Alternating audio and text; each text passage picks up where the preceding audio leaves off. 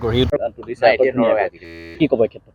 আচলতে আমি খুব আনন্দিত আৰু খুব এক্সাইটেড হৈ আছোঁ। মানে ক্ৰীড়াৰ লগত আজি বহুতটা বছৰ আমি জড়িত হৈ আছোঁ যে খেলুৱৈ এজনে 12 মাহে প্ৰেক্টিছ কৰিব লাগে।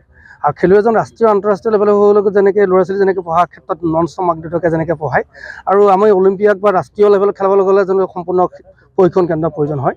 সেইকাৰণে আমি তেনেকুৱা এখন খেলপথাৰ বিচাৰিছিলোঁ যে দবাপিটা বৰষুণ অহাৰ লগে লগেও 15 মিনিট খেল বন্ধ কৰি পেলাই আমি খেল আৰম্ভ কৰিব পাৰোঁ। কিন্তু যোৰহাটত এনেকুৱা এটা এখন যোৰহাট ষ্টেডিয়ামতো আমি দায়িত্ব আমাৰ JDS আমি দায়িত্বত আছোঁ।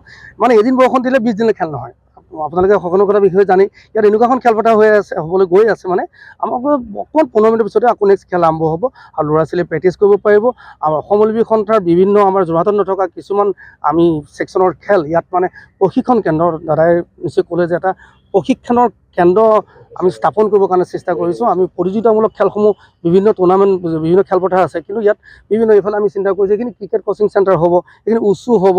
আমি তেনেকৈ কেইবাটাও অসম অলিম্পিক সন্থাৰ যোৰহাটত নথকা কিছুমান ইভেণ্ট আমি ইয়াত সৃষ্টি কৰিম আৰু সেইকাৰণে কৰিম। আৰু আমি পশ্চিম ক্ৰীড়া সন্থাই এই পৰিকল্পনাটো আমাৰ বিধায়ক মহোদয় ডাঙৰক আমি তেখেতক দাখিল কৰিছিলোঁ।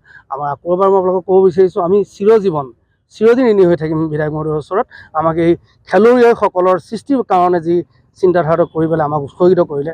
খেলুৱৈসকল কেতিয়াৰ পৰা ইয়াত নামিব? আৰু খুব বেছি আমি এমাহ ধৰিছোঁ, আৰু তাৰপিছত আমি 3 মাহ আমাৰ ইয়াত আপোনাৰ তলৰ যিটো ঘাছলেণ্ড আমি আপোনালোকে জানে ক্ৰিকেট গ্ৰাউণ্ডত যেনেকৈ বনাবলগীয়া, তাৰপিছত সেইখিনি কৰিবৰ কাৰণে আমি এটা প্লেনিং আছে, সেইখিনিতো আমি কৰিম। তাৰপিছত আমি এখন আৰু ভাবিছোঁ বিধায়ক মহোদয়ৰ লগত আমি আলোচনা কৰিছোঁ, আৰু এখন অসমৰ বা উজনি অসমৰ নোহোৱা খেলপথাৰ এখন হ'বলৈ গৈ আছে। আৰু সেইকাৰণে আমি ইয়াৰ ইন'গ্ৰেশ্যন প্ৰগ্ৰেমটো অকণমান চিন্তাধাৰা কৰি আছোঁ ভালকৈ কৰিবৰ কাৰণে।